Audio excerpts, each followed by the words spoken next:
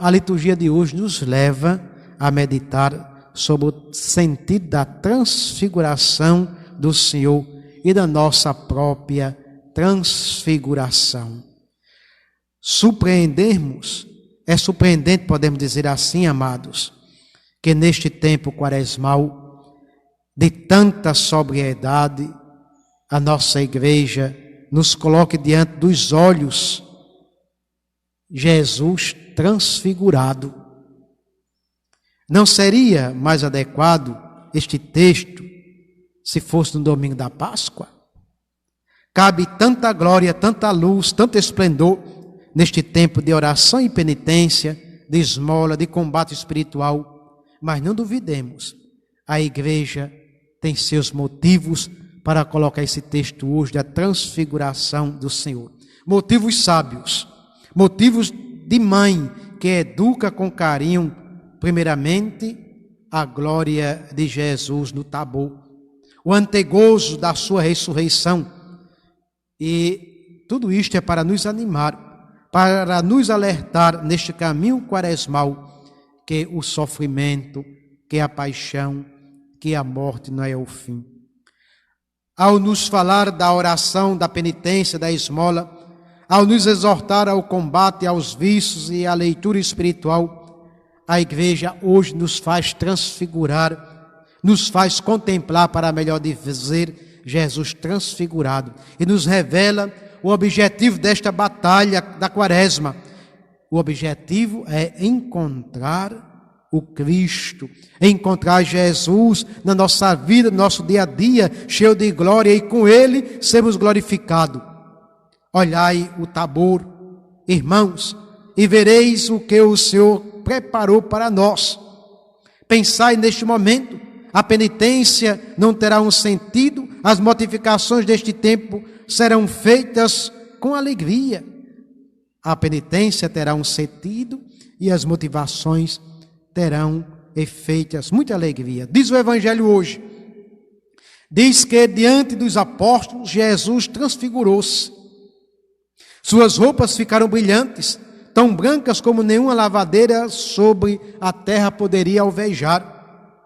Eis a transfiguração, é uma profecia, uma antecipação da glória da Páscoa. E a Páscoa de Cristo é a garantia da nossa glorificação.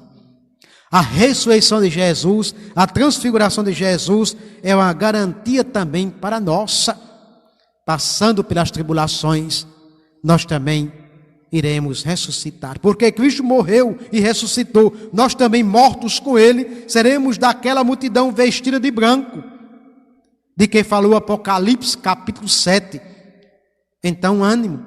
As observâncias da Santa Quaresma não são um peso, não deve ser um peso para nós, mas um belo caminho de reparação, de conversão, um belo instrumento para nos conduzir à Páscoa do Senhor. As leituras de hoje colocam-nos também diante de uma outra realidade, muito profunda, muito bonita. Comecemos pela primeira leitura, na qual Deus pede a Abraão tudo quanto ele tinha. Teu filho único, Isaque, a quem tanto amas. Isaque era tudo para Abraão. Por ele tinha deixado Ur na Caldeia, por ele tinha esperado mais de 30 anos, por ele tinha suportado todas as provas.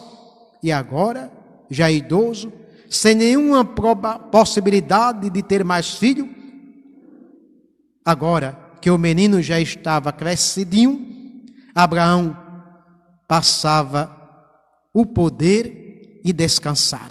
Deus pede a Abraão, que grandiosa prova! Deus pede a Abraão uma grandiosa prova. A fé de Abraão aqui chega quase ao absurdo. Mas ele foi em frente, estendeu a mão, empunhando a faca para sacrificar o filho. Deus tinha o direito de pedir isto a Abraão? Deus tem o direito de nos provar de tantas vezes, nos pedir coisas que não compreendemos bem? Tem o direito de pedir fé, confiança diante dos percalços da nossa vida? Poderíamos responder dizendo simplesmente que sim, porque Ele é Deus. Deu-nos tudo e poder pedirmos o que desejar. Mas não é essa a resposta que a palavra de Deus nos indica na liturgia de hoje. Ele nos pode pedir certamente, e nós devemos dar com certeza, porque Ele mesmo, nosso Deus, nos deu tudo. Tudo é dele, a nossa vida. Ele pede a Abraão que sacrifique o seu filho único e amado. É o mesmo Deus que nos diz, que diz a São Paulo, na segunda leitura de hoje, não poupou o seu próprio filho, mas entregou a todos nós. Eis o grande mistério.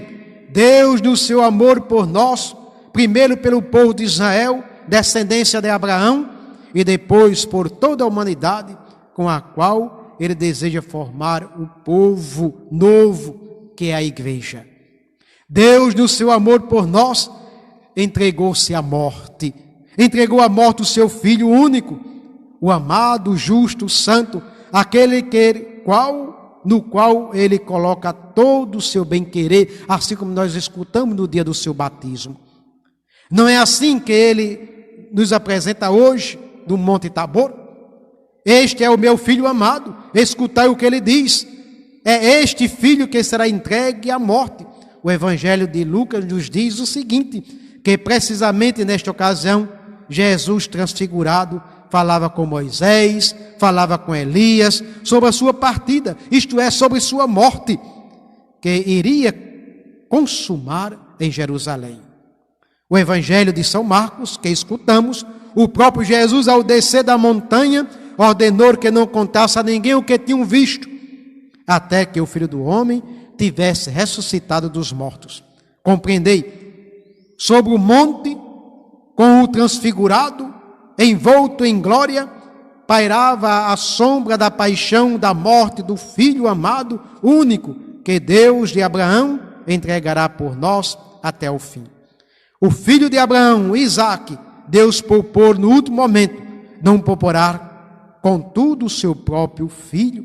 Isso nos revela a dimensão do amor de Deus, da sua paixão pela humanidade, do seu amor por todos nós, do seu compromisso salvífico em nosso favor. Ele pode nos pedir tudo, e nós deveríamos dar-lhe tudo, porque ainda que não compreendamos, Ele deseja somente o nosso bem, Ele deseja somente a nossa vida, Ele deseja somente a nossa salvação. Somos preciosos aos seus olhos.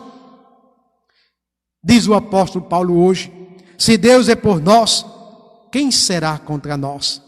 Deus que não poupou o seu Filho, mas entregou por todos nós, como não nos daria tudo juntamente com Ele? Quem acusará os escolhidos de Deus? Deus que os declara justos. Quem condenará? Jesus Cristo morreu, mas ainda que ressuscitou, está à direita do Pai, intercedendo por todos nós. Eis, pois, amados, a dimensão, a profundidade, a largura, a altura do amor de Deus por nós. Deixemos-nos, portanto, tocar o nosso coração. Convertamo-nos, abramo-nos para o Senhor. Arrependemos-nos de nossas diferenças, de nossa frieza, de nosso fechamento. Temos vergonha de tanta incredulidade e desconfiança de Deus, simplesmente porque muitas vezes entendemos o seu modo de agir. Que Santo Abraão, nosso pai na fé, e a Santíssima Virgem Maria, nossa mãe na fé, interceda por nós para uma verdadeira conversão quaresmal. E que realizando com generosidade o amor, as práticas quaresmais da esmola, da oração, da confiança, da penitência, nós possamos viver sempre e cheguemos às alegrias da Páscoa, contemplando nos santos mistérios da liturgia, face a face ao Cristo glorificado. Meu amado, tenha um domingo muito feliz juntamente com sua família. Tenha uma semana muito feliz juntamente com sua família. Que Deus te abençoe hoje e sempre. Vamos nos unir em oração, com fé e confiança, que tudo isso que estamos passando vai passar. E Deus, porque Deus é tudo em nós. Louvado seja nosso Senhor Jesus Cristo. Para sempre seja louvado.